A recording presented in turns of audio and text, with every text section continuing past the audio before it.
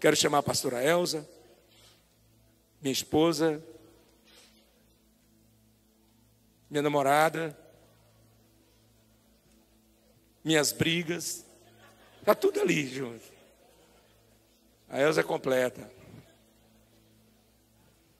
Uma das mulheres mais mansas que eu já vi na face da terra, quando ela está com cartão de crédito na mão. Ela com cartão de crédito na mão é uma benção, né? I love you. A graça e a paz do Senhor Jesus é a unção. É a unção que está aqui. Glória a Deus. Estenda suas mãos. Nós vamos louvar a Deus pela vida da Ruth Catala. Só os céus para recompensar o que Deus tem feito nesses dias através da vida dela. Nós somos muito gratos. A igreja é grata.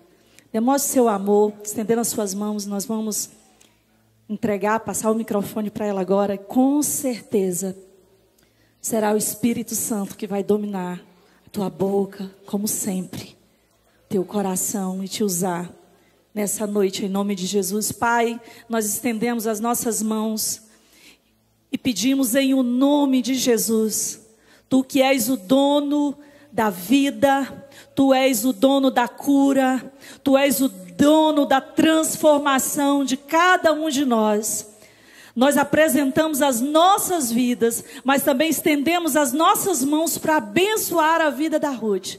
E pedimos mais uma vez que Tu seja o direcionador, que Tu seja a boca dessa noite. A Tua voz é a voz audível que nós ouviremos mais uma vez nesse altar. Nós confiamos em Ti nessa noite através da Ruth, em nome de Jesus. Você pode dizer um amém bem forte?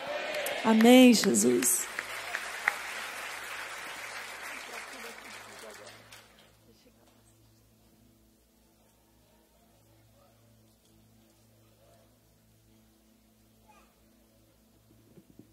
Graça e paz, trigo. Graça e paz, trigo. Graça e paz, trigo. Lá em Angola nós temos os leões e as destemidas. Os leões são os homens e as destemidas são as mulheres. Então eu quero saudar os leões. Graça e paz, leões. Graça e paz, destemidas. Agora os leões e as destemidas. Graça e paz, trigo. Glória a Deus. Obrigada, apóstolo José. Obrigada, pastora Elza. Obrigado. Muito obrigada, trigo. Deus abençoe muito. Mais uma vez, a você que não recebeu o abraço do pastor Manuel Catala e de toda Angola, né, que eu represento, e África. Receba o nosso grande abraço em nome de Jesus. E é uma honra muito grande estar aqui nessa noite mais uma vez, para deixar essa última parte do vinho. Aleluia. Quero falar sobre o preço do chamado. Abra a tua Bíblia comigo em João capítulo 12. Quero falar sobre o preço do chamado.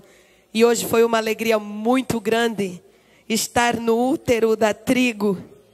Eu me sentei. A sensação que eu tive, sabe quando você vai na casa da sua avó?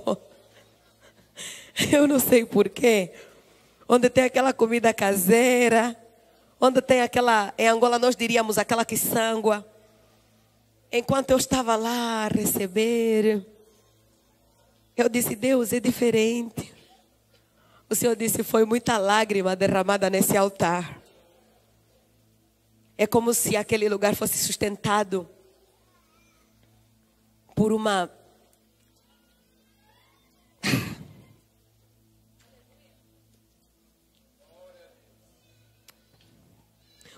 pedra de fogo. Nem sei se faz sentido isso para ti. É tão bom sentir coisas que só o Senhor pode te explicar. Que você não perca esse costume de buscar de Deus esse sentimento.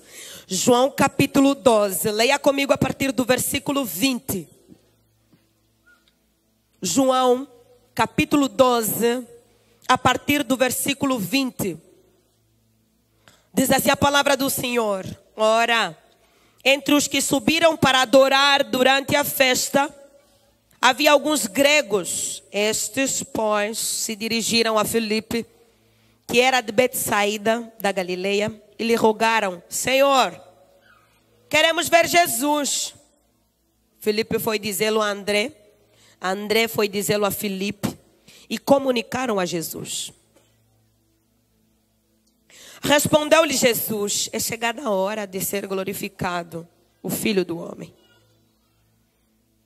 Versículo 24: em verdade vos digo, se o grão de trigo caindo na terra não morrer, fica ele só.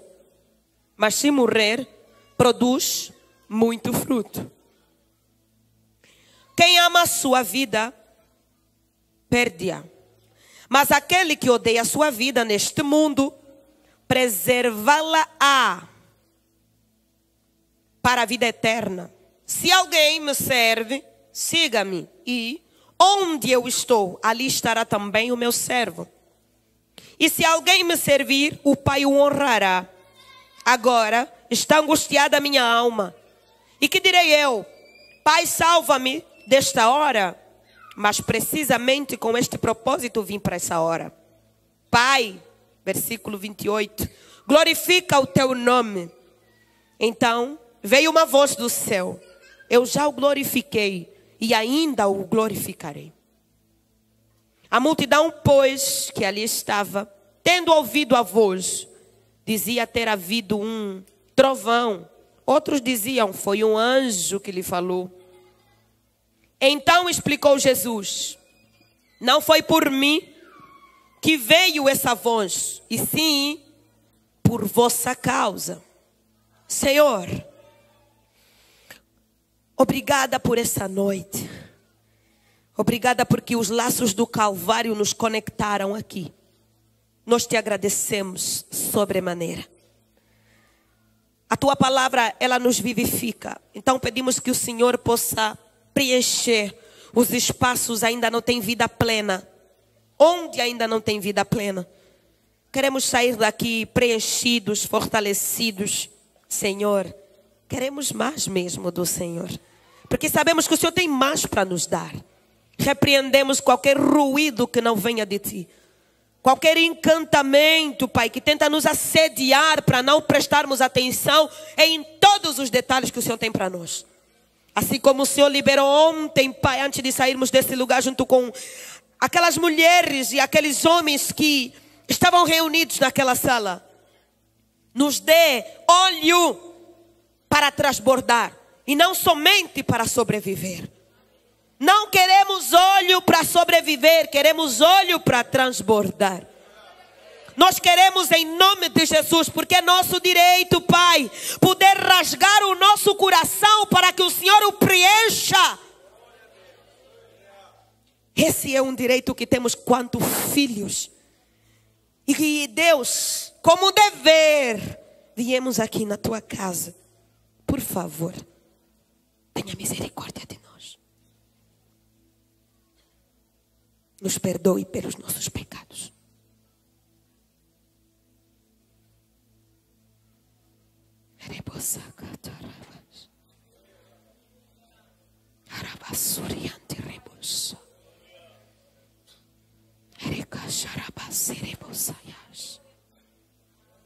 Fala conosco mesmo.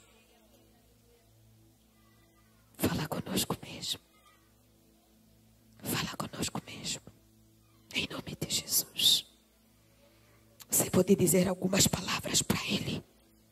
Aí onde você está, em um minuto, diga algumas coisas para Ele. Deixa Ele ouvir o som perfeito que sai da tua garganta. Como disse o apóstolo de manhã, não espere que a Ruth entregue para você um culto que é individual. É tua responsabilidade. Rasgar o teu coração e abrir a tua mente para que Ele encha o teu espírito da vida dEle. Deixa só ele te ouvir um pouquinho.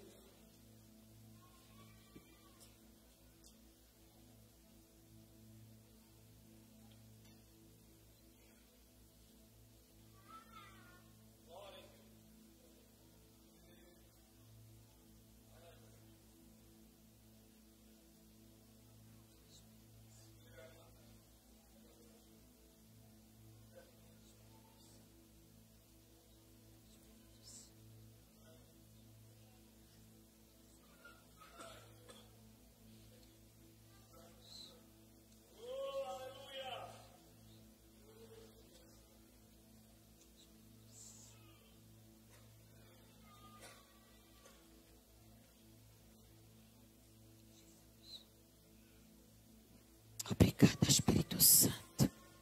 Fala conosco mais uma vez. Em nome de Jesus. Amém. Aplauda o Senhor.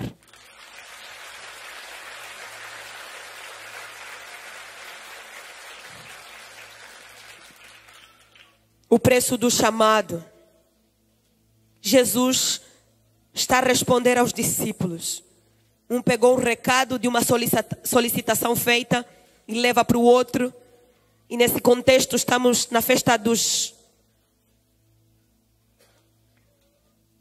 apaixonados por Jesus, porque eles estão reunidos e enquanto subiam adoravam ao Senhor durante essa festa.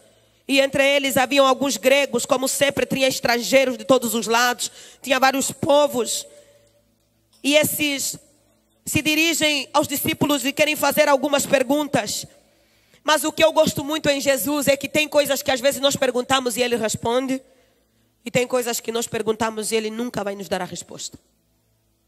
Porque às vezes o que nós precisamos não é da resposta, mas da experiência. Guarda isso para a tua vida. Às vezes só a resposta não vai te trazer marcas. Mas a experiência vai não só impactar você, mas marcar a tua alma para que você marque os outros também. Somente homens e mulheres marcados podem marcar outras pessoas. Somente homens e mulheres marcados podem impactar vidas. Somente homens e mulheres marcados podem alimentar uma multidão com fome. Então Jesus, Ele está aqui e hoje, mais uma vez, já no versículo 24, enquanto ele escuta a pergunta, Jesus não responde, ele desvia da conversa.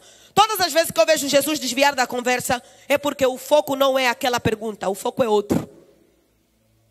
O foco não é aquele assunto, o foco é outro.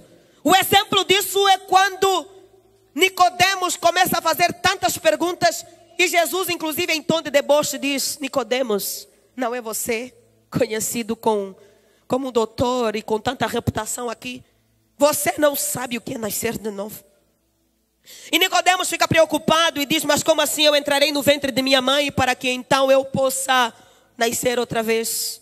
Jesus desvia da conversa. Ele muda, ele interrompe, ele fala de outras coisas, inclusive de João 3,16, onde ele diz: porque Deus amou o mundo de tal maneira que deu seu Filho unigênito, para que todo aquele que nele crê não pereça, mas tenha vida. Às vezes Jesus, ele ouve a pergunta e ele não dará a resposta que queremos, mas ele dirá o comando que é necessário. Deus é tão generoso que Ele tem me ensinado todos os dias que o chamado vai me custar tudo, não algumas coisas. Vai me custar tudo. E aqui eu já quero parar para liberar algo para a igreja. E é contextual, porque afinal eu estou na trigo. E é intencional, porque quando Deus levanta alguém para entregar algo no seu altar, é porque Ele conhece o nível de fome do seu povo. Então eu já quero começar dizendo que Deus não trabalha com trigo vivo. Eu vou repetir mesmo. Deus não trabalha com trigo vivo. Trigo vivo dá muito trabalho. Trigo vivo sente muita dor. Trigo vivo tem sensibilidades desnecessárias. Trigo vivo se se justifica demais. Trigo vivo quer reconhecimento, recompensa em momentos, às vezes, inoportunos. Trigo vivo às vezes pensa, vou dar tanto, vou ganhar quanto de volta. Deus não trabalha com trigo vivo. Então no versículo 24 ele vai dizer: em verdade vos digo, se o grão de trigo caindo na terra, processo, caindo, não na pedra, não na palha, é caindo na terra. Se não morrer, não poderá dar fruto. Só tem uma regra. Queres andar com Cristo? Primeiro, morra. Queres ser trigo?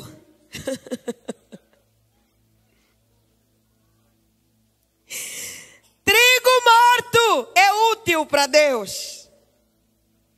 Trigo morto é útil para Deus, pois o seu trabalho é manter a reputação do seu agricultor, aquele que o arregimentou. Deus precisa de trigo morto. E o chamado é esse, que vai nos custar tudo. Vai custar o seu rim, vai custar o seu pulmão, vai custar algumas dores de cabeça. Porque se você quer andar com Cristo e quer ser trigo, e não está disposto a lidar com algumas dores de cabeça, você não está preparado para frutificar e multiplicar o suficiente do que Deus deseja da tua vida. Mas o chamado vai te custar tudo. Vai lhe custar alguns desprazeres, vai lhe custar algumas calúnias, vai lhe custar algumas fornalhas mesmo. E lá dentro, o quarto homem é aquele que vai se reposicionar, vai se posicionar e vai olhar para você e vai dizer: que bom ver você por aqui, dentro da fornalha.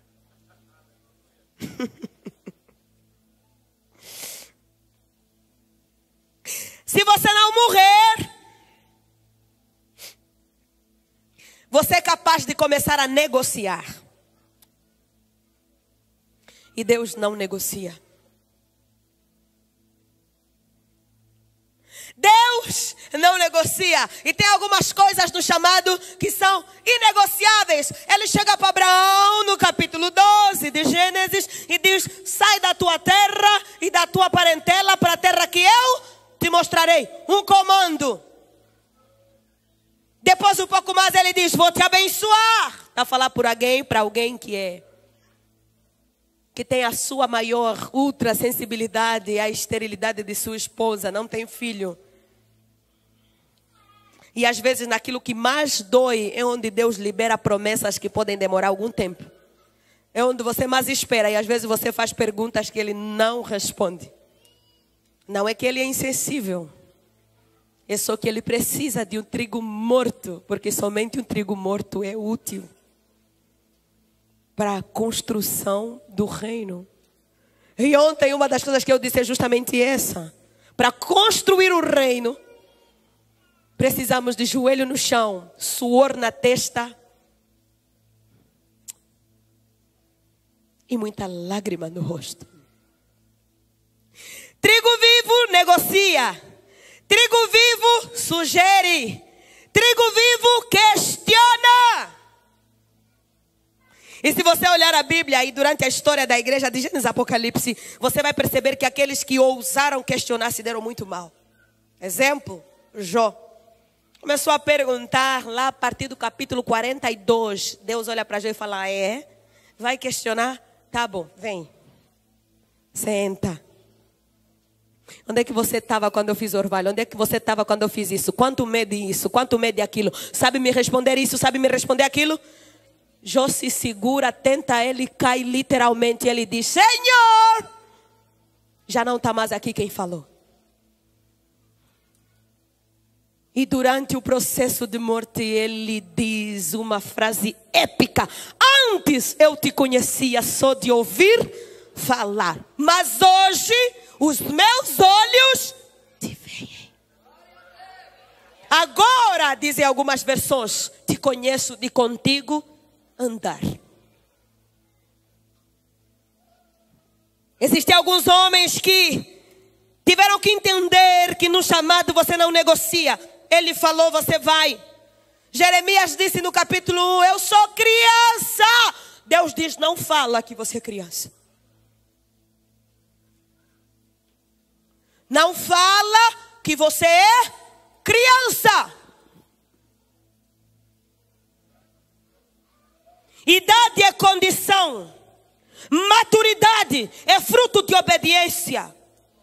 Conheço muito adulto no documento que é imaturo espiritualmente. Tem mais de 20 anos, mais de 30 anos, mas é uma criança. E também já vi muitas crianças, em questão de documento, com uma fome, uma sede, uma maturidade absurda, que foram intensamente usados por Deus para transformar vidas, transformar famílias, quebrar correntes, mudar contextos, incendiar vidas e mudar o rumo da história. Ele disse, não diz que você é criança. E sabe uma coisa que eu tenho aprendido com Deus? No exército do Senhor, você tem que saber quem você é. Em qual posição você está. Você tem que entender que diante do chamado, Deus vai progressivamente te patenteando. Quanto mais testes você passa, quanto mais você morre, mais a tua patente vai aumentando. E não estamos todos na mesma posição. A patente é medida pelo nível de obediência. Demore para obedecer, vai demorar para te promover. Demore para obedecer, vai demorar para crescer. Demore para obedecer, vai demorar para morrer. E vai doer mais do que deveria. Não estamos todos na mesma posição. Somos todos filhos, sim. Posso te falar, graça é para todos, herança só para filhos. Graça até o ateu tem.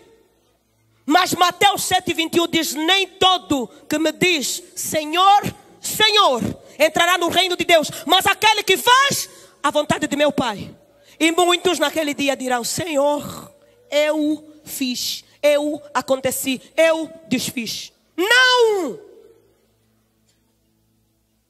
Existem muitas pessoas que são anônimas para nós, mas têm uma patente extraordinária nos anais celestiais.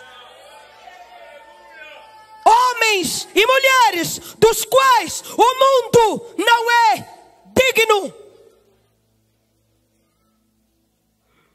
Existem muitas pessoas que talvez a história nunca irá contar, as TVs nunca irão transmitir, as redes sociais nunca irão viralizar, mas são pessoas que escreveram uma história em Deus e para Deus extraordinária. Sim, no processo de conhecer a sua identidade, para ter autoridade diante do chamado, é preciso que você entenda qual é a tua patente. Tem gente que acha que é general.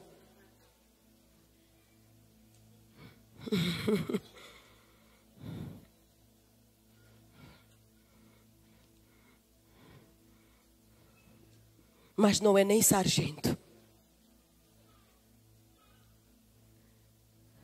Tem gente que diz, Senhor, eu sou apenas um sargento. E Deus diz, você não é sargento. Você precisa conhecer a tua patente. Você precisa entender, inclusive, a tua idade espiritual. E deixa eu te falar, eu tenho aprendido com Deus que nós precisamos comemorar 2 datas de aniversário. A data em que eu nasci e a data em que eu renasci. Eu nasci no dia 16 de novembro de 1900 e alguma coisa. Não olhe para minha cara porque o assunto não é esse. Foca. Eu sei o que você estava pensando exatamente agora. Mas, então quantos anos ela tem? Eu te repreendo agora. Seu preconceituoso e sua preconceituosa.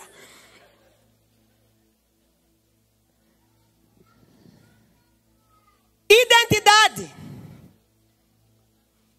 Todos aqueles que Deus chamou, primeiro trabalhou, lapidou, mexeu, tocou, desconstruiu e reconstruiu a sua identidade. Porque no momento em que a confusão chegar, você precisará de uma identidade reafirmada para manter a autoridade de liberar aquilo que Deus te confia. Chamado não é brincadeira. Ou você mata, ou você vivifica. Ou você aprisiona, ou você liberta. E sim, nem todos irão exercer o chamado usando o microfone. Nem todos irão exercer o chamado estando nos palanques. Alguns discretamente poderão manifestar a autoridade do Senhor. Promover o seu reino e construir o seu reino.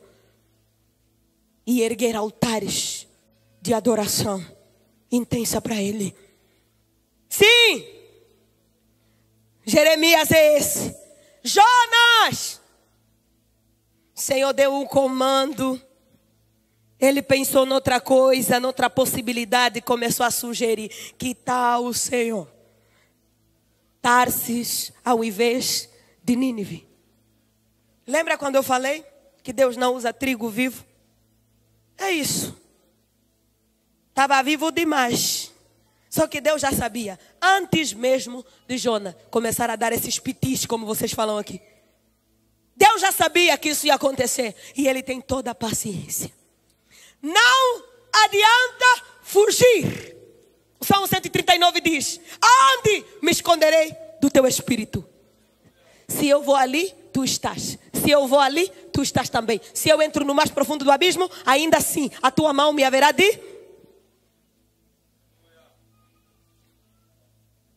Isaías disse: habito no meio de um povo de lábios impuros. Como assim um profeta eu? Mas um anjo se levanta e pega uma brasa viva e toca os seus lábios.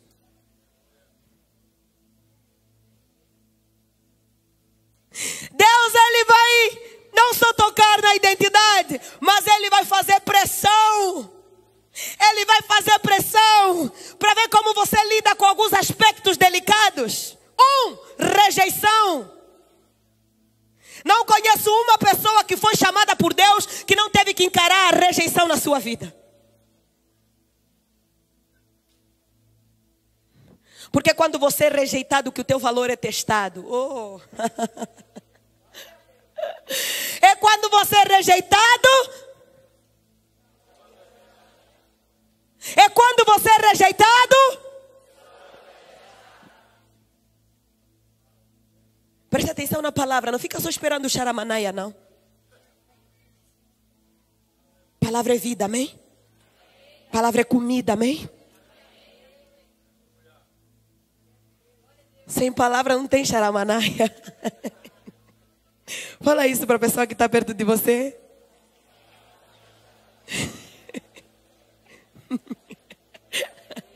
Aleluia, eu amo a palavra do Senhor. É no momento da rejeição que o teu valor é testado. É no momento da rejeição onde a tua identidade é testada. É no momento da rejeição onde você começa a descobrir do que você é feito. Quem temos aqui? Alguém que ama como 1 Coríntios 13. Aquele amor que tudo sofre, tudo crê, tudo suporta. Ou alguém que ama até que não me amem mais. Pressão! Quando falta o dinheiro, quem é você? Quando você está no vermelho. É maravilhoso estar no verde, estar no azul. Eu quero você presente na hora do vermelho. Pressão. Quando vem uma enfermidade que você ora, busca. E ei, tem aquela hora que quando a gente canta, vai dar tudo certo. Você sabia que nem sempre? E em Deus, mesmo quando não dá tudo certo, podemos realmente dizer porque Ele vive, podemos crer.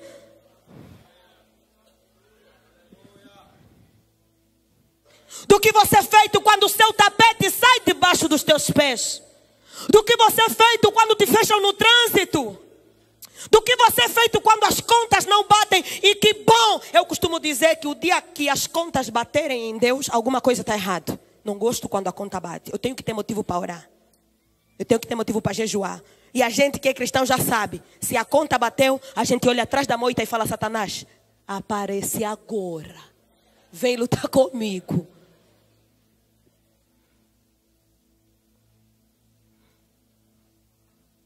Do que você é feito. Quando caluniam você. E até aquelas pessoas que acreditavam começam a duvidar da sua integridade. Da verdade que você carrega no teu coração.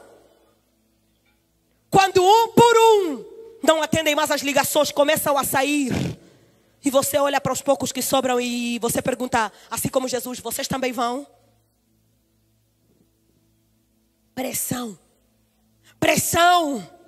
Quando o chefe no trabalho ou a chefe, quando alguma coisa começa a fugir do controle, a pressão. Quando você está lá no teu quarto orando e coloca música e abre a janela e sente aquele vento da orla, mas parece que Deus não está ali. É maravilhoso quando o céu está favorável. Você só começa e já está a falar em línguas. Mas quando está a tocar o louvor, a palavra está a ser liberada, o teu espírito não reage. Quando você fica numa expectativa que você nem mesmo sabe explicar do que você está à espera. Quando você faz expectativa no momento e o momento que você esperou, Deus não corresponde à tua expectativa. Quando parece que Jesus está a tocar todo mundo e o André está a vir aí. Mas parece que, peraí. Parece que o Senhor passa para você, olha, passa por você, olha e simplesmente avança. Pressão. A pressão sobre aqueles traumas que você acha que já superou, que não estão mais ali. Mas de vez em quando o Satanás começa a te picotar. A pressão de cair na tentação de algo que você já vomitou. Mas Satanás ainda oferece a proposta. Come de novo. Não importa, ninguém vai saber. Escuta. O diabo estava lá. Do mesmo jeito que Deus estava. Pode ninguém saber. Você e Deus e o diabo também sabem. Ou você confessa e se posiciona em Deus. Ou o diabo vai te fazer tanta chantagem, que ele vai atazanar a sua vida.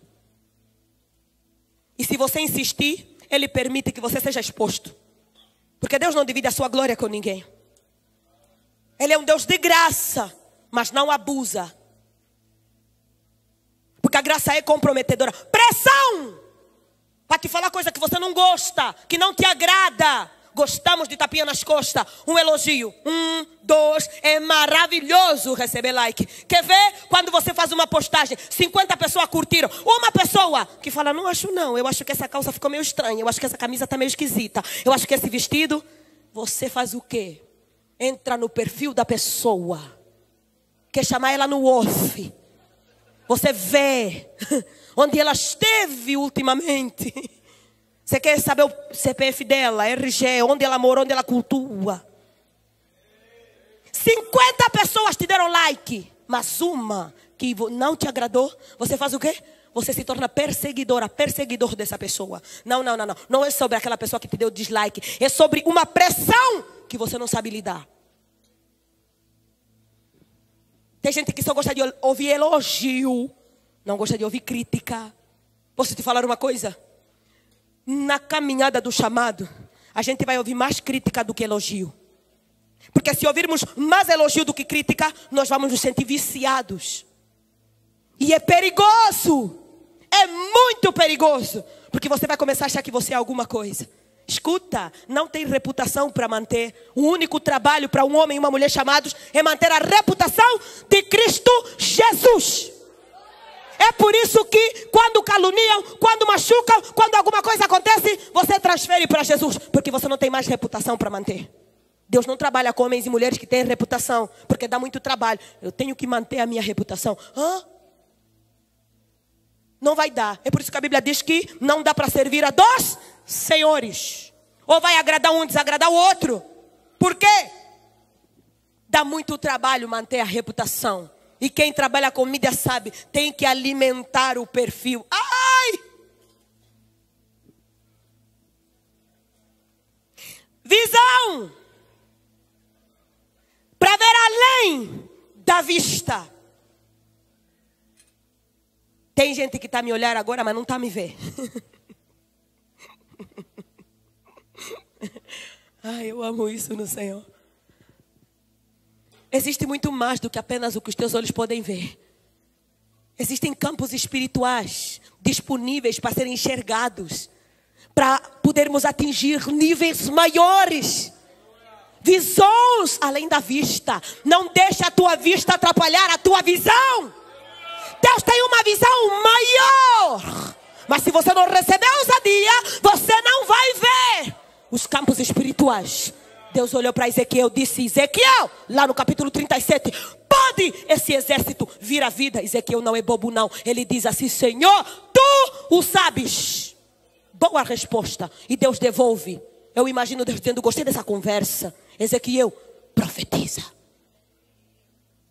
Profetiza. Experimenta. Deus está dando para Ezequiel autonomia. Veja além da vista. A tua vista enxerga um exército morto. O meu poder te revela o exército em movimento. Arai canterrebosa catarrabasa. Arai canterrebosa catarrabasa. Olha para os teus ossos secos e você precisa começar a enxergar. Eu tenho uma visão do reino. Toda vez o homem e a mulher que Deus chamar tem que estar disposto a consagrar sua identidade para receber autoridade, a lidar com pressão para receber força e a desenvolver uma visão absurda. Está vendo um matagal e está dizendo: meu Deus, meu Deus. Aí fala: o que foi? Meu Deus. O que você está vendo? Meu Deus. Tem gente que só vê matagal. E é meio complicado andar com esse tipo de pessoa que só vê matagal. Jesus disse: quem comigo não junta, quem comigo não junta. Oi, irmão, em nome de Jesus, Deus não te chamou para espalhar, não. Deus te chamou para fazer o quê? É por isso que você está aqui nessa noite. Aplauda o Senhor por isso.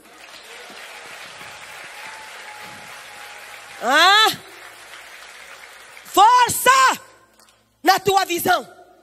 Olha, só estou vendo matagal. Ora de novo. Uma vez fui na Bahia e me deram aquele prato da Bahia. Qual é o nome? Isso. Fiz tanta expectativa no acarajé. Depois me entregaram. Me perguntaram: pastora, gostou? Eu disse: não. A menina disse: come direito, pastora. E estava eu lá, fazendo força para entender o mistério do acarajé. Deus! Ela olhou para mim, nem me perguntou, mas eu disse: ei, se acostumando com o sabor, dá para gostar. Visão! Deus disse: força! Deus olhou para Josué no capítulo 1, versículo 6 e 8 e diz: tenha fé, tenha bom ânimo, tenha coragem. Tenha coragem. Só porque Moisés morreu não significa que eu terminei de trabalhar. Tenha coragem. Tenha força. Ai, Deus não está me mostrando nada. Ora direito. Deus não está me mostrando nada. Jejua direito. Deus não está me mostrando nada. Se ajoelha, rola, busca, chora, clama a tua voz até a tua voz enrouquecer, mas não levanta. Ele vai se revelar. Ele vai se revelar. Deus seja forte. Tenha coragem. Você vai fazer esse povo herdar a terra que sobre juramento. Sabe uma coisa que eu vejo Deus dizer? Ô Josué, não é sobre você não. É sobre a minha reputação. É sobre a minha reputação. É sobre a reputação dele. E ele vai manter-se intacto.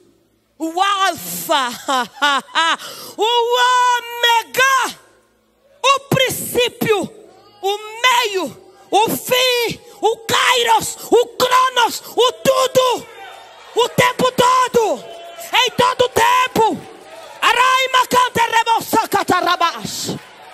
Ele é Deus. Não tem começo, não tem fim. Na identidade Ele está lá. Nas crises de identidade Ele está lá. Na enfermidade Ele está lá. Na escassez Ele está lá. Na pressão Ele está lá. Na falta de visão Ele ainda está lá. Quando nós chegamos em Angola, e gente,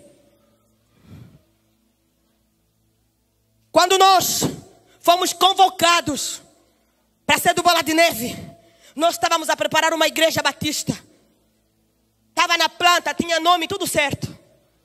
Deus nos pegou pelo colarinho, mudou todo o nosso projeto. Eu costumo dizer, sabe quando você está fazendo o teu castelo na areia e de repente ele passa e tá? Não tem respeito não, Deus. Ele chegou, estragou o meu castelo. No preço do chamado, você entender, precisa entender que às vezes ele vai passar e ele só vai fazer isso aí, ó, no teu castelo. E ele vai dar um sorriso e vai falar, mas eu amo você, viu? Fala, ó Deus, muito trabalho, de muitos anos, muita experiência, muita lágrima, muitas orações. Eu imagino mesmo Deus olhando para você e falando assim, e daí?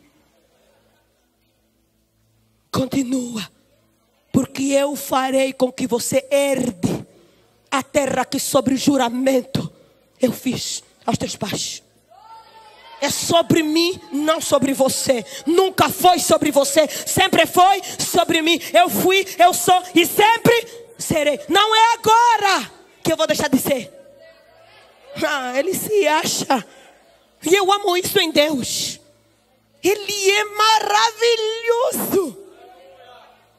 Meu Deus. É maravilhoso. E aí Deus fez todo o trabalho. Em 3 anos. Mudou todo o nosso percurso. E aí começou e foi. Chegamos lá. Nossa. Quando você chega, apóstolo, para edificar uma igreja, é maravilhoso, pastora Elza. Que você já pensa, eu tenho as estratégias, os métodos. Esse método não. Esse método sim. Esse aqui vai dar certo. Vamos fazer um evento. Vai dar certo assim. Vai acontecer assim. Vai. Aí de repente ele chega de fininho e pá, no castelo. Deus não usa métodos. Deus usa homens e mulheres abnegados e apaixonados por Ele. Você é o método de Deus. Fale para a pessoa que está perto de ti. Fala, você é o método de Deus. Você é o método de Deus. É por isso que Ele te fez imagem e semelhança dEle. O tempo passou. Um monte de coisa começou a acontecer. Um monte de coisa linda e um monte de coisa ruim e muito ruim. E na coisa ruim, houve um dia que eu cheguei na porta da igreja e eu disse, Deus, pela primeira vez, desde os meus 15 anos que eu me converti, hoje eu não quero entrar na igreja. Está doendo, Deus. E Ele disse, entra. Porque o ministério fere, mas a ferida aberta pelo ministério, somente o ministério cura. Só entra. Quando você entrar, eu vou fazer uma coisa. Você vai gostar de ter entrado, porque você vai entrar de um jeito e vai sair diferente. Parece que tinha 3 quilos aqui e 3 quilos aqui. Eu disse, Senhor, segura aqui. Segura aqui também. Vamos, querubins aqui, serafins aqui. Aqui, arcanjos, empurrem aqui. Vamos! E estava eu lá, me entrando, me arrastando. E de repente me vi lá e gemendo, e gemendo. E o Senhor mais uma vez chega e diz assim: eu te avisei que ia te custar tudo, mas não tem problema, você está morrendo direitinho. Está ficando bonita. Está morrendo aqui, está morrendo ali. E ele começou a mostrar uma lista que estava morrendo. Eu disse: Deus, não te importa que eu pereça. E comigo é assim. Ele disse assim: para. Tá bom já, tá bom, né? E continua a rolar o louvor. E um momento, e outro momento, de repente já estava ali. E ruja o leão, que a terra estremeça diante da margem de Jesus. Que ruja o leão, que a terra estremeça diante da margem. Aí chega o Espírito Santo e fala assim: o que eu te falei? O que eu te falei? Feridas abertas pelo ministério. Só o ministério pode curar. O ministério fere, mas também cura. E é maravilhoso. E as curas geradas pelo ministério sempre serão maiores do que as feridas. Aguenta. Isso faz parte do chamado. E eu lembro que eu tirei o tempo de oração. Eu disse: Deus, fala mais, que a tua serva escuta. E Deus nos deu 3 comandos extraordinários. Os mesmos comandos que Deus colocou no meu coração. Eu estava de um lado, Deus colocou no coração do meu esposo. E o primeiro comando, o Senhor disse: não se preocupem com quem vai, se preparem para quem vem. Queridos, às vezes no ministério a gente fica muito preocupado em pensar assim: meu Deus, são pessoas que caminham conosco há tanto tempo, e tudo, e vai, e como. Aí o Senhor, Ele vem e diz: quem mantém as pessoas sou eu. E às vezes quem permite que alguém vai se levante da roda também sou eu. Porque não adianta caminhar com quem não está debaixo da visão. Quer a unção de Paulo, mas não quer os açoites de Paulo. Não ajunta, espalha. Não é trigo, é joio. E para entender isso, mais uma vez, esse comando é preciso: identidade reafirmada, lidar com a pressão e compreender a visão. Porque se guarda isso para a tua vida, visão sem ação é ilusão. Visão sem ação é ilusão. Visão, mas ação é inspiração. Segundo comando: não deixem a afinidade amordaçar o profético. Deus falou: não deixem a afinidade amordaçar o profético. Uou! Se necessário for perder amigos, percam, mas não deixem que o profético se cale. Olha, parece que não, mas na nossa vida tem sempre aquelas pessoas que meio que é difícil falar a verdade. Aquilo tudo que realmente Deus está a colocar no nosso coração. E nós queremos decorar a verdade. Eu posso te falar, uma verdade decorada é uma inverdade. Uma verdade decorada se torna o começo de uma mentira. Se é verdade, deixa que seja verdade. Porque João 8,32 diz que conhecereis a verdade. João 8,36 diz: se posso o Filho os libertar.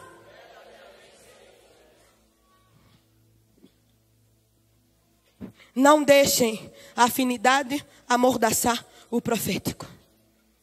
Como é que você vai olhar para uma pessoa que dizima bem, só que não escuta, não obedece, não tem espírito ensinável, teimosa, e ainda faz o quê? Não desobedece sozinha, faz mutirão.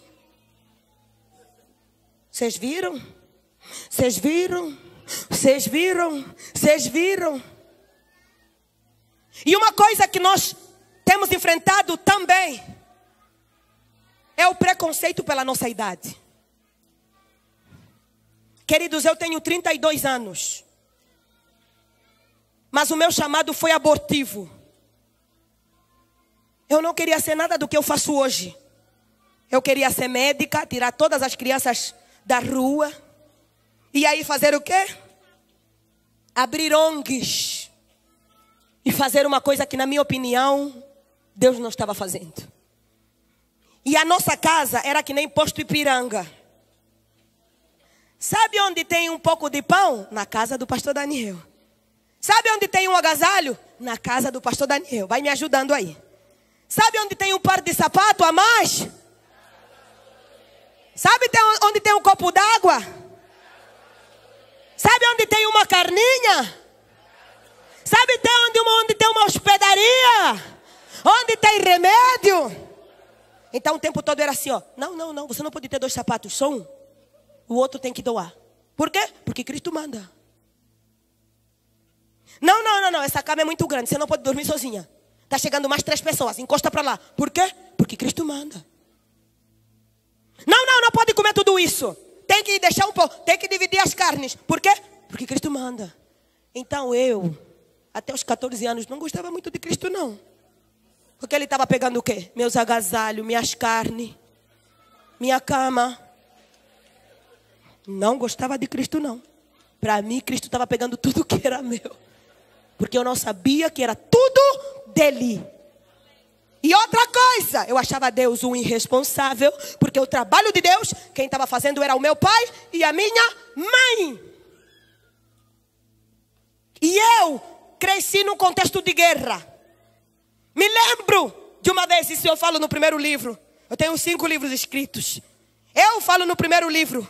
Me lembro de uma vez, gente, nós comíamos de segunda a sábado pirão, que é água com uma fuba, junta tudo, sem sal, sem nada, só isso. Com uma couve fervida com sal de segunda. Pelo amor de Deus, no domingo era arroz com feijão, só arroz com feijão. Aí o meu pai vinha no quarto e falava: quem não se prepara agora, não for para a igreja, não vai comer, não vai almoçar. Pelo amor de Deus, eu corria, ia no banheiro, me preparava para fazer o quê? Garantir o meu arroz com feijão. Antes que Cristo pegue o meu arroz com feijão também. Chegava na igreja, batia em todo mundo, corria, fazia um monte de coisa. Esses dias eu fui lá na minha mãe visitar ela no interior. E quando eu entro na igreja da minha mãe, quem está dirigindo o culto é um menino que eu bati com uma garrafa na cabeça e rachou a cabeça dele. Já peguei o meu óculos escuro, joguei assim. Já fiquei, eu disse, eu vou fazer o que parece que estou no manto, pelo amor de Deus. Vou ficar assim, que a unção é tão grande, não vou nem levantar a cabeça. Aí a gente sai da igreja, eu com a minha irmã, e de repente a minha irmã me olha: tá vendo aquela moça que está vindo? É aquela que você lutou com ela, aquela que você bateu ela na escola, lembra? Eu levantei o óculos de novo e disse: pelo amor de Deus, mana, começa aquele louvor. Rude Cruz, erigiu, e com ela, não tem outro caminho. 14 anos, maior crise. Não quero Cristo, não quero. Na minha cabeça, ele gostava mais de outros continentes do que o meu. Não quero Cristo. Cristo rouba as coisas dos outros. Cristo manda gente que não devia. Cristo sobrecarrega o meu pai e a minha mãe. E o meu pai é um dos maiores plantadores de igrejas na história da minha nação. Mas eu só via os ônus do chamado, não os bônus do chamado. A minha mãe terminou o ensino médio com 65 anos. Aí ela fez no concurso, passou para professora. Começou a dar aula. Até hoje ela dá aula. Começou a dar aulas. Incrível. Ficou 6 meses sem receber nenhum salário. Um dia ligaram, falaram assim: o salário chegou, pelo amor de Deus. Comecei a me projetar. Eu queria uma bicicleta. A minha mãe chegou, chamou toda a família, chegou lá e disse: eu já combinei com Deus. 95% de todo o salário vai para a igreja. Eu disse: Cristo, seu gatuno ladrão, pegando a minha bicicleta também. Fiquei 3 dias sem falar com a minha mãe.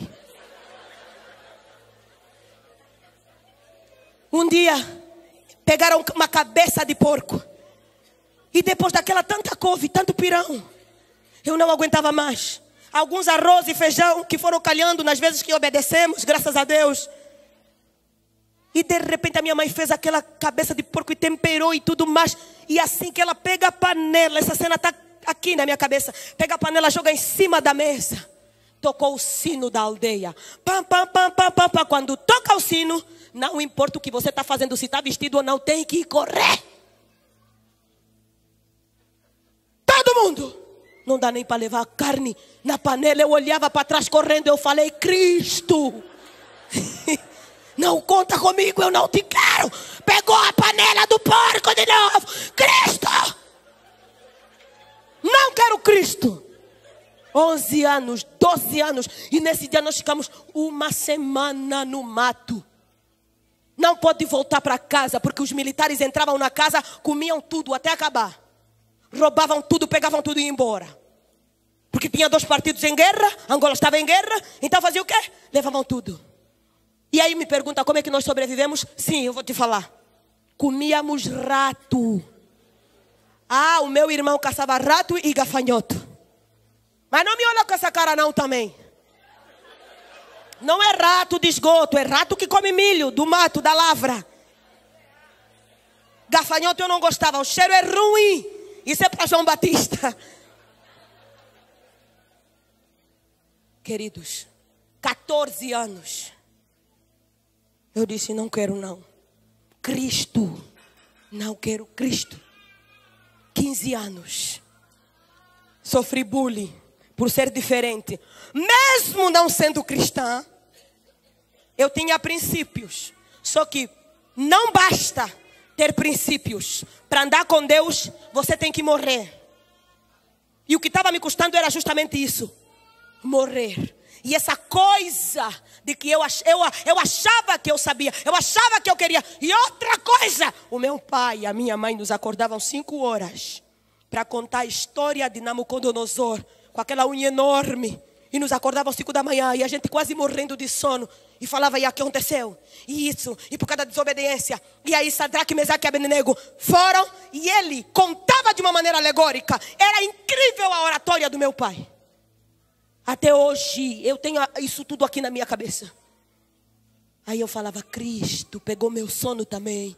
Não me deixa dormir. Eu não queria Cristo. Não queria Cristo. Até que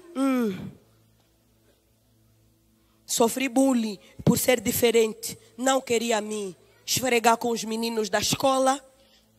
Não queria fazer cola. Não queria mentir. E ainda negociava com o professor. Professor, se me deixares fazer uma oração na turma, eu prometo tirar 18 ou 20 na tua disciplina. Em Angola é 20, a nota máxima. Aí ele falava mesmo, primeiro tira, depois eu te deixo orar.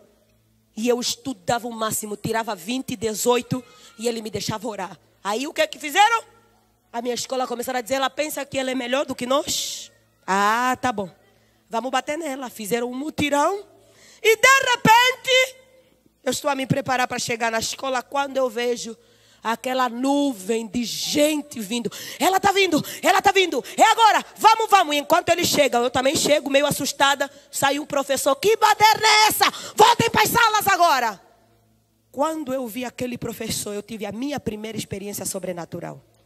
Eu não vi um professor, eu vi o cuidado de Deus. Aí eu fui na minha mãe, eu disse, mãe, a coisa está feia na escola, ora por mim. A maior intercessora que eu conheço, minha mãe, ela disse assim, não vou orar coisa nenhuma, já está na hora. Ora você. Agora eu tenho que falar com quem? Eu não gosto dele. Eu não quero ele. Pegou tudo que eu tinha, tudo, minhas bicicletas, meus sapatos, minhas carnes, meu arroz, tudo. Primeira vez eu cheguei, eu disse, Jesus, seguinte. Excelso, magnífico, oh, grandioso. Outro dia eu cheguei assim, Senhor dos exércitos. Outro dia eu disse o seguinte, eu não quero falar nada, não quero fazer nada. Eu só quero falar como eu estou hoje. Quando eu fui dar conta, tinha o quê? Uma lágrima. O que é isso? Estou chorando? Outro dia eu disse, isso é bom. E ele começou a colocar a mão. Devagar. Todas as perguntas, todas as dúvidas, todo medo, toda a incredulidade, toda a raiva, tudo aquilo que me fazia questionar sobre o amor dele. Ele começou a falar tudo. Eu uso os teus pais, é privilégio me servir, é privilégio, meu amor é privilégio, minha unção é privilégio, eu te chamei, eu te ungi, você me pertence, você é minha, meu amor é grande. Ele me olhou nos olhos, fiquei tão constrangida, fiquei muito constrangida. É como se ele passasse na minha alma. Sabe a cena que eu tenho? É do rei magnífico, coroado, lindo, com uma roupa extraordinária, estendendo a mão, me chamando para dançar. E eu olhando e pensando, não, esse traje não é adequado. Eu não estou nem em condições. E parece que tem tanta gente melhor, mais vestida. E eu outra vez vejo a mão estendida dizendo, mas o passe de dança é com você. O grupo de louvor já pode subir. Eu simplesmente estendi a mão e comecei a dançar. Você percebeu que eu estou dançando até hoje? Você percebeu que eu estou dançando até hoje? Eu quero dançar na eternidade, eu quero dançar tanto, eu não quero mais nunca parar com ele. E eu me lembro que o dia que eu fui nos meus pais e eu disse, pai, mãe, ganhei uma bolsa de estudo para ir para o Brasil. Eles olharam para mim e pegaram os envelopes, as bolsas, sacudiram para me dar tudo o que eles tinham. Enquanto eles me entregaram um envelope para pagar as passagens do documento, enquanto o envelope chegava na minha direção, o Senhor me lembrou quando eu fiquei com raiva da minha mãe e fiquei sem falar com ela 3 dias.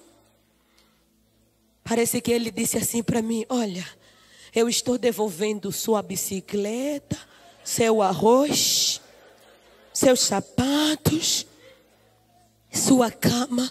Tem lugares onde eu passo hoje, tem comidas que eu como hoje, tem presentes que eu recebo hoje. Ele tem me honrado como uma princesa, uma rainha. Eu não tenho nada do que reclamar, eu tenho tudo. E eu olho para ele e eu digo, Senhor, como o Senhor é tão generoso. A mais improvável de todas. Queridos, eu sou tão feliz, tão grata. Enquanto eu estava no hotel, apóstolo e pastora Elza,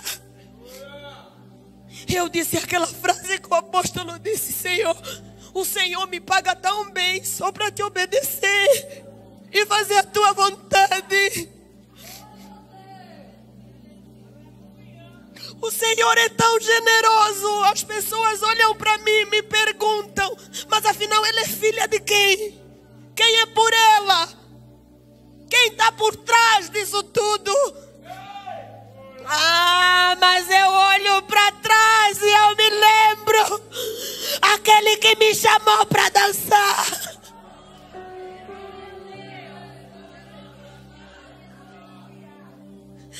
Ele me tirou do final da fila. Ele olhou nos meus olhos. Eu tinha tudo para dar errado. Ele pegou tudo, transformou em bênção, fez dar tudo certo. Talvez você não saiba, mas eu tentei me matar 2 vezes no meio de tantas crises.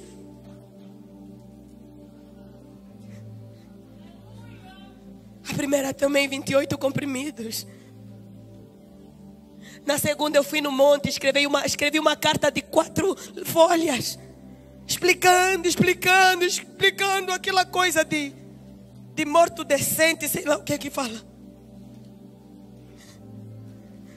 E enquanto eu tentava me jogar, veio uma pessoa que saiu dos arbustos e disse: Ruth, sozinha aqui, está fazendo o que aqui?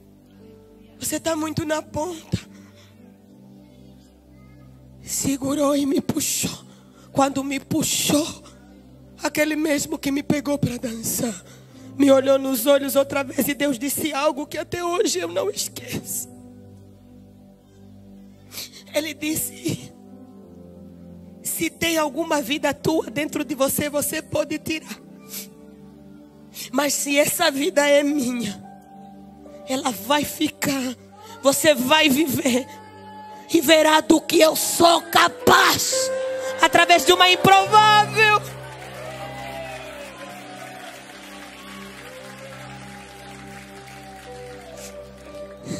Igreja,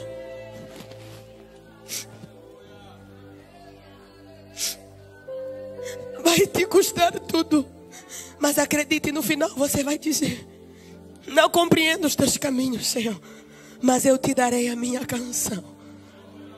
Porque afinal, tudo valeu a pena, está valendo a pena. E o último comando, o Senhor disse: não se justifiquem mais. O Senhor disse: não se justifiquem mais.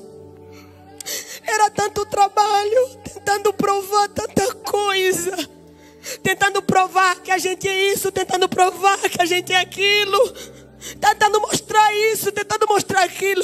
Deus disse: não se justifiquem mais. Trabalhem, avancem e o resto é comigo. Eu trarei a honra, a provisão e a...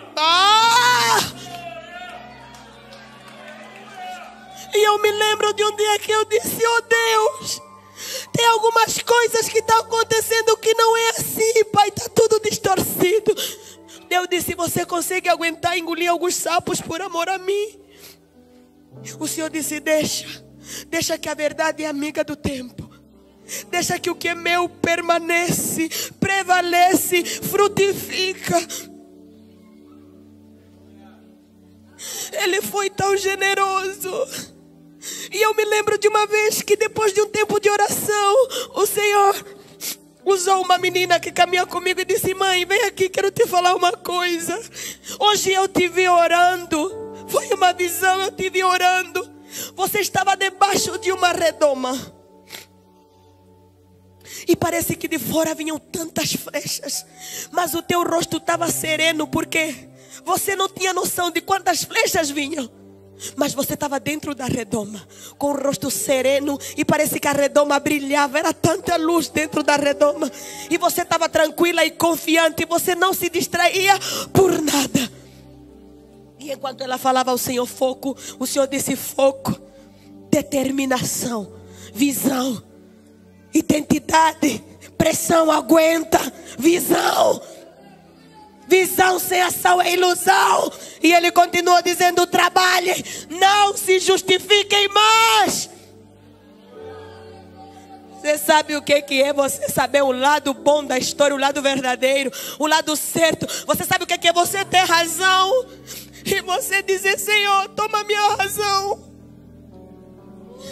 toma minha razão. Porque ele disse: não se justifiquem mais. Eu quero dizer isso para ti. Na tua família, nessa casa, apóstolo e apóstola, nessa nação, não se preocupem com quem vai. Se preparem para quem vem. Não deixem a afinidade amordaçar o profético. Se preciso for, percam algumas coisas, mas jamais deixem que a voz se cale A voz de Deus é comando. A voz de Deus é vida. A voz de Deus é cura. A voz de Deus é restauração. A voz de Deus é força. A voz de Deus é alimento. A voz de Deus é esperança. A voz de Deus é restauração. A voz de Deus é direção. A voz de Deus. Não se justifiquem mais. Trabalhem. Só trabalhem. Avancem. E o resto.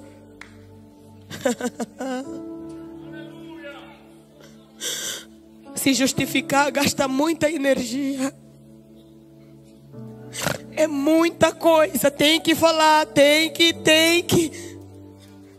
Permaneça na redoma. Virão flechas. Permaneça na redoma. Enquanto você permanecer na redoma, você nem terá noção de quanta flecha está vindo. Você vai continuar trabalhando. E às vezes com os joelhos calejados, com a voz rouca, com a mandíbula doendo de tanto declarar e profetizar. E a voz do Senhor virá dizendo para você isso. Você está morrendo muito bem. Está ficando muito bonito, muito bonita. Você está se tornando 100% trigo.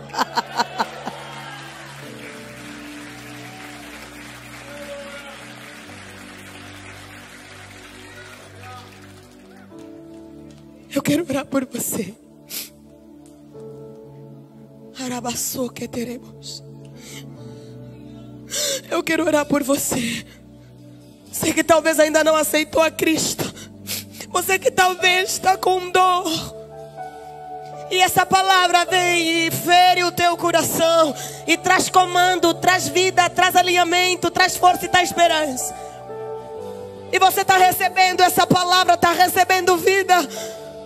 O Senhor está te entregando uma porção tão poderosa, tão extraordinária, que veio de muito longe. E quando eu falo de vir de longe, não falo da África. Falo das trincheiras. Falo dos golpes, das dores. O Senhor está te entregando algo genuíno, gerado no secreto. Eu me lembro quando o Mahati começou a dar os primeiros passos. De uma vez que eu estava com ele na cozinha. O Mahati não andava.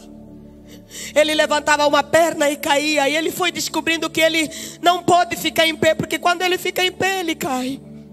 E uma vez eu me lembro de um culto maravilhoso que nós tivemos. E quando eu cheguei em casa, foi tanta presença de Deus, coisa que só os apaixonados entendem. Eu cheguei na cozinha e eu sentei no chão. E os meus 3 filhos vieram. E nós começamos ali. Eu cheirava e brincava e eles vinham. Eu amo ser mãe. Eu sou tão grata ao Senhor pela maternidade. Amo meu marido, amo a minha família. E as crianças chegaram e eu comecei a brincar com eles. De repente começamos a cantar. E o Mahati, ele foi até a geladeira. E de repente ele era um mover tão... Só para você ter noção. Nunca desperdice o pós-culto. Tem coisas que Deus faz durante o culto, mas tem coisas que só faz no pós-culto. Eu não gosto de falar muito às vezes quando a gente sai do culto, porque quando a gente sai do culto que eu quero mastigar o que eu recebi. Eu estava lá na cozinha. A glória foi tão grande que ela não ficou em casa. Porque, queridos, a glória ela não se prende nas paredes. A glória ela é transcendente. Ela transcende. Ela derruba, se necessário ela vai além.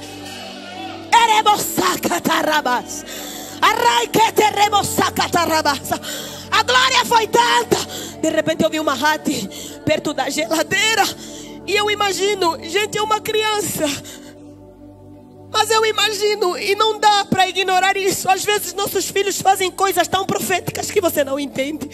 Às vezes é um olhar, um toque diferente. Às vezes é um sorriso, um choro diferente. O Mahati segurou na geladeira. E ele começou a cantar uma coisa que eu não entendo. Eu gravei, eu tenho esse cântico até hoje. E eu lembro do meu filho levantando a perna direita e começando a cantar. E aí com aquele borezinho e começava a cantar. e levantou a perna esquerda, colocou a mão na geladeira e começava a cantar. E de repente, eu comecei a observar, eu estava rindo, porque eu pensei, não, ele vai fazer normal, vai levantar, vai perceber que não pode ficar em pé, e ele vai voltar a cair, vai gatear. Só que não, o Mahat estava determinado, e ele foi levantando o seu tronco, se posicionando em pé. De repente eu vejo o Mahat tirando a mão da geladeira.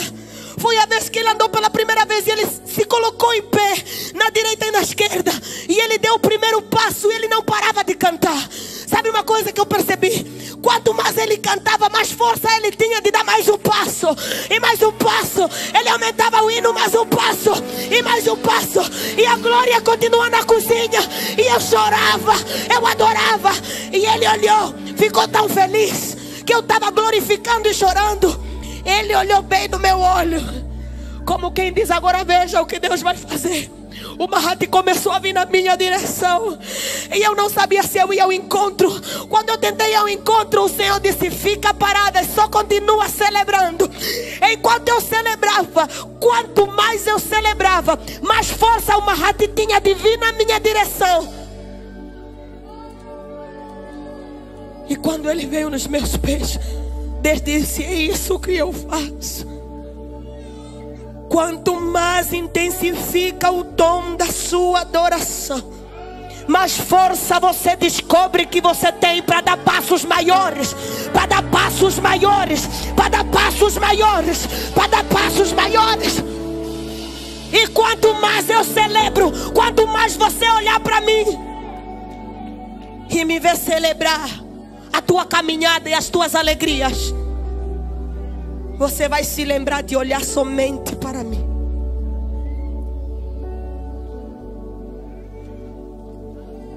Eu quero orar por ti, que talvez está difícil levantar a perna direita e perna esquerda, e às vezes o som da garganta está rouco.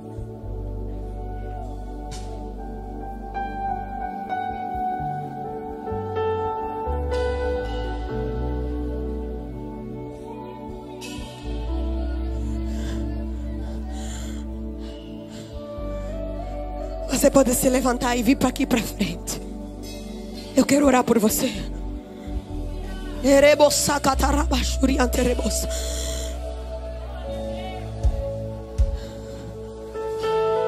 Eu gostaria de pedir ajuda ao apóstolo, por favor. Entregue o microfone para o apóstolo para me ajudar, por favor. Eu quero que você entenda algo. O Senhor está trazendo um marco. Um marco. Um marco. Algo está sendo desbravado hoje no teu caminho. Algo está sendo desbravado hoje naquilo que o Senhor te confiou.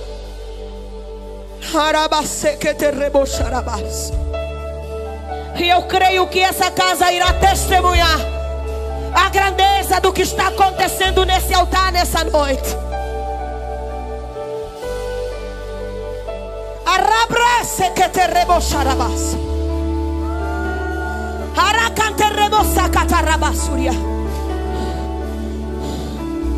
Você já pode abrir a tua boca e falar com ele. Já pode fechar os teus olhos. Você sabe o que te trouxe nesse altar nessa noite. Ore como você nunca orou antes. Ei. Empurre as cadeiras para lá. Empurre as cadeiras. Devagar, empurrem. Eu quero todos aqui na frente. Deus vai liberar algo aqui. Empurre as cadeiras, venham todos. Você vai precisar dessa unção, estou dizendo isso. Empurre as cadeiras devagar, me ajuda aí.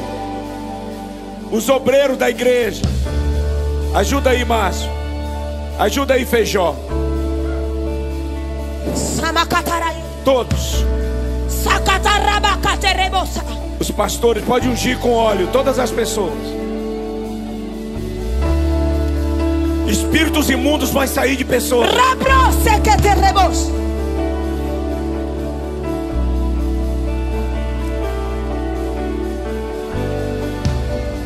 Vai empurrando devagar as cadeiras. Venham. Vindei, bebê. Tem muita unção hoje. Ele já está fazendo. Ele já está fazendo. O Espírito Santo já está disponível para te tocar. Ah, ele já está aí. Deixa ele te tocar já. Deixa já ele fazer. Ele já está fazendo. Ele já está fazendo. Requeteremos, requeteremos. Sim, catarramos, chequeteremos. Chequeteremos. Os pastores se esparrando. Se espalhem. Ungindo as pessoas, os pastores da igreja. Ninguém é para colocar as mãos nas pessoas, só os pastores.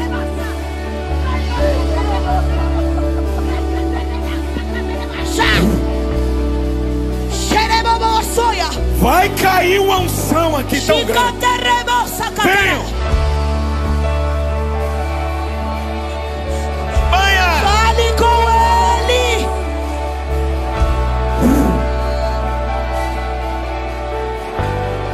Venham.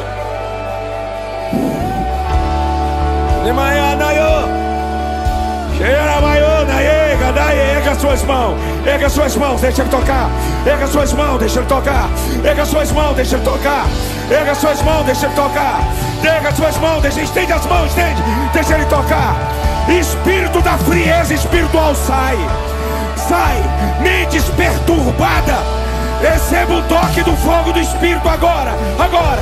Estenda as suas mãos. Começa a dar glória aí onde você está. Começa só a glorificar. Deixa ele vir. Tem anjo nessa casa. Existem anjos de Deus queimando. Receba. Receba. Receba. Receba. Não tem como você não sentir a presença. Receba. Quem é batizado no Espírito, abra a boca. Receba variedade de línguas estranhas agora, para ser edificado. Estenda as mãos, por favor, pelo amor de Deus. Fogo, fogo. Vai. Isso, isso. Deixa a unção tocar, curando, libertando. Ei, Brasil! Brasil! Tem um fogo no Ceará! Receba! Receba! Receba mais! Receba essa unção! Você precisa dela! Receba! Receba! Unção de cura! Receba! Receba! Unção de libertação! Espíritos imundos estão saindo. Espírito da imoralidade, do lesbianismo, do homossexualismo. Saia agora em nome de Jesus Cristo. Saia. Espírito da pornografia que está apodrecendo a mente desse homem. Saia em nome de Jesus Cristo. Demônio do adultério, saia da infidelidade. Saia em nome de Jesus de Nazaré. Saia. Saia! Receba uma novamente. Receba unção nos seus olhos. Receba. Quem pode estender as mãos? Quem pode estender as mãos? Pelo amor de Deus, quem pode estender as mãos?